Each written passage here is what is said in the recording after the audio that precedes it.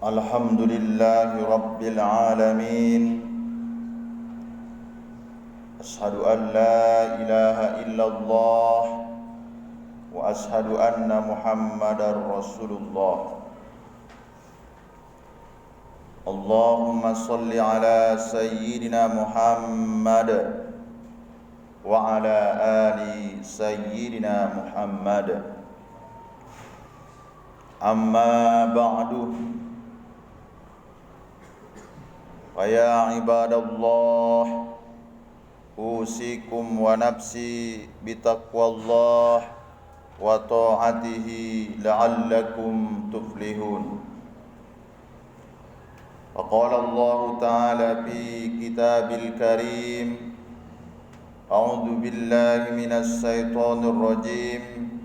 Bismillahirrahmanirrahim.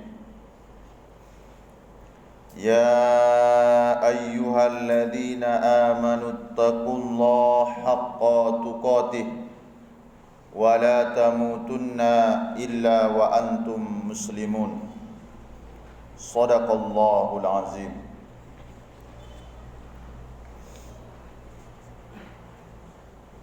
Ma'asyiral muslimin, jamaah salat fardu Jumat yang dimuliakan oleh Allah Subhanahu wa taala. Syukur alhamdulillah senantiasa kita ucapkan kepada Allah Subhanahu wa taala. Hari ini tepatnya hari Jumat, Sayyidul Ayyam, pimpinan hari dalam sepekan, tepatnya pada tanggal 18 Zulqa'dah 1441 Hijriah. Allah Subhanahu wa taala masih berkenan menitipkan rangkaian rahmat dan nikmatnya untuk kita semua. Nikmat sehat, panjang umur, bisa meluangkan waktu. InsyaAllah rangkaian nikmat ini akan kita bawa taqarruban ilallah, mendekatkan diri kepada Allah Subhanahu wa taala dengan cara melaksanakan salat fardu Jumat secara berjamaah. Tentunya harapan kita semua Jumat kali ini adalah Jumat yang terbaik di antara sekian banyak Jumat yang sudah kita lewatkan. Salawat dan salam kepada Rasulullah sallallahu alaihi wasallam biqaulin Allahumma salli ala Sayyidina Muhammad wa ala ali Sayyidina Muhammad. Assalamu alayka ya Rasulullah. Assalamu alayka ya Nabi Allah. Assalamu alayka ya Sayyidal Anbiya wal Mursalin. Mudah-mudahan kita yang hadir ini diakui sebagai umat Nabi Muhammad sallallahu alaihi wasallam. Harapan kita mudah-mudahan sudilah kiranya baginda Rasulullah sallallahu alaihi wasallam memberikan syafaatul uzma, terlebih khusus bagi jamaah salat fardu Jumat yang hadir pada hari ini. Adapun judul khutbah pada kesempatan kali ini yaitu hikmah berkurban. Ma'asyiral muslimin, jamaah salat fardu Jumat yang dimuliakan oleh Allah Subhanahu wa taala, bahwa dalam tubuh kita ini ada sifat yang baik, ada sifat yang tidak baik. Sifat yang tidak baik ini lebih dikenal dengan sifat hayawan atau sifat-sifat binatang. Dan terkadang kalau seandainya manusia tidak punya kontrol terhadap hal ini, Al-Quran menyampaikan bahwa manusia ini lebih bejat daripada binatang. Di dalam Al-Quran surah Al-A'raf 179, Allah Subhanahu wa taala mempersiapkan khusus bagi orang-orang yang lebih mengedepankan sifat-sifat hayawan, memperturutkan nafsunya. Allah siapkan satu tempat khusus. Bismillahirrahmanirrahim. Walaqad zara'na li jahannama katsiran minal jinni wal ins. Allah siapkan tempat khusus tadi, yaitu neraka jahanam. Di antara sekian banyak tingkatan neraka, yang paling khawatir kita mendengarnya yaitu neraka jahanam. Untuk siapa itu? Untuk jin dan manusia. Siapa penghuninya? Lahum qulubul la yafqahuna biha. Orang yang memiliki hati, tapi hatinya tidak pernah peka terhadap ayat-ayat Allah Subhanahu wa taala. Walahum a'yunul la yubsiruna biha. Mereka diberikan Allah penglihatan, tapi penglihatan itu tidak mampu melihat yang baik-baik, melihat kekuasaan Allah Subhanahu wa taala. Walahum uzunul la yasma'una biha. Mereka punya pendengaran, tapi pendengaran itu tidak bisa menerima hal-hal yang baik. Ulaika kal an'am. Ini sungguh luar biasa. Manusia yang seperti itu pada prinsipnya bukan manusia, tapi binatang. Balhum adol. Bahkan mereka lebih hina daripada binatang. Ulaika humul ghafilun. Mereka itu adalah orang-orang yang lalai. Ma'asyiral muslimin, jamaah salat fardu Jumat yang dimuliakan oleh Allah. Ada binatang yang tidak bisa menerima nasihat sama sekali. Keledai. Lihatlah, cuek. Tapi keledai itu ketika ditarik tuannya ikut nurut kemanapun itu. Ada manusia yang lebih parah dari binatang. Jangankan untuk ikut, mendengarkan kebaikan saja sudah tidak suka dia, marah dia. Berarti orang yang seperti ini lebih hina dari seekor keledai. Monyet ini binatang yang rakus.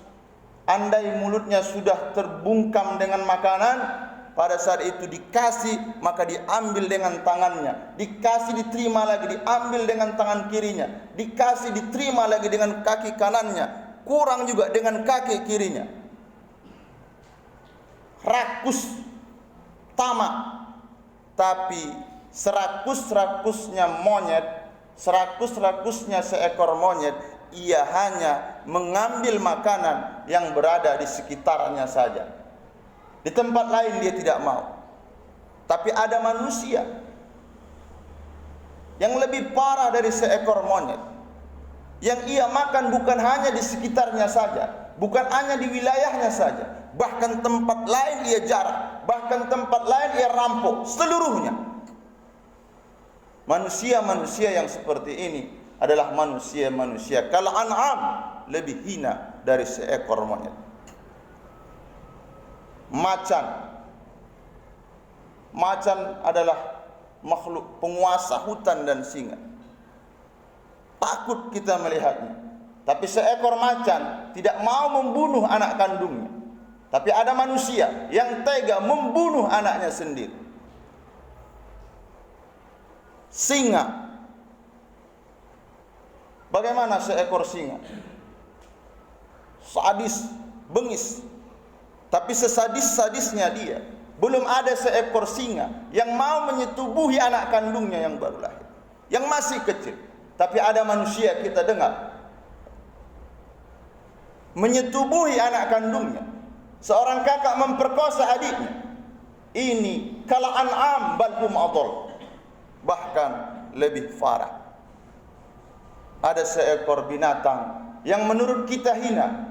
Dalam hukum fikih dikenal dengan najis mukhallajah. Kalau kita bersentuhan, anjing hina menurut kita. Bahkan menyebutnya saja, mendekatinya saja kita tidak mau. Hina menurut pandangan kita, tapi bisa mulia di hadapan Allah Subhanahu wa taala. Berkat apa? Berkat pengorbanannya yang dilakukannya. Diabadikan di dalam Al-Quran cerita Ashabul Kahfi, salah satu anjing yang sangat setia, diabadikan Allah Subhanahu wa ta'ala. Hina menurut manusia, tapi mulia di hadapan Allah Subhanahu wa ta'ala. Ma'asyiral muslimin, jamaah salat fardu Jumat yang dimuliakan oleh Allah Subhanahu wa ta'ala. Lalu, kenapa kita berkurban? Kenapa kita dianjurkan, dituntut untuk berkurban? Kita ingin sifat-sifat hayawan, sifat-sifat hewan yang ada pada diri kita ini, dengan menyembelih seekor sapi, kerbau, onta, ketika disembelih ucapan kita Bismillah, Allahu Akbar. Ya Allah, dengan namamu ya Allah, saya manusia yang lemah di hadapanmu, tapi ini bukti dan ikrar bahwa kami hanya tunduk kepadamu, tidak memperturutkan hawa nafsu. Jadi kurban diambil dari kata qori, dekat. Kalau ada orang yang ingin lebih mendekat kepada Allah, tambah alif dan nun, kurban. Ketika seseorang melakukan kurban, pada prinsipnya ia tidak mau jauh dari Allah Subhanahu wa ta'ala. Ia hanya sekedar ingin mendekat kepada Allah Subhanahu wa ta'ala. Kapan ini bisa kita lihat? Nanti setelah orang-orang melaksanakan ibadah kurban, lihat apakah jiwanya tenang, apakah jiwanya tentram, apakah mulai mendekat kepada Allah Subhanahu wa ta'ala. Tapi kalau ada orang yang berkurban, ini sapi dari bapak ini, beratnya 1 ton seperti ini, hasil dari korupsi, pasti tidak menemukan ketenangan. Tapi ada orang yang selihatnya biasa-biasa saja, menabung dengan recehan 5.000 rupiah per hari, 10.000 rupiah per hari, akhirnya dia berkurban. Lihat setelahnya, apakah ia mendekat kepada Allah, apa justru dengan berkurbannya itu menjauh kepada Allah Subhanahu wa ta'ala. Kalau dia menjauh, berarti makna kurban, mendekat dan lebih dekat kepada Allah Subhanahu wa ta'ala, tidak sesuai dengan apa yang ia lakukan. Ma'asyiral muslimin, jamaah salat fardu Jumat yang dimuliakan oleh Allah Subhanahu wa ta'ala. Tentunya harapan kita semua, mudah-mudahan tahun ini bisa kita berkurban dalam rangka mendekatkan diri kepada Allah Subhanahu wa ta'ala. Mudah-mudahan kita semua di sini dilapangkan Allah rezeki, diberikan Allah kemudahan rezeki. Mudah-mudahan tahun ini bisa juga berkurban sebagaimana tahun-tahun sebelumnya. Fa'tabiru ya ulil albab la'allakum tuflihun.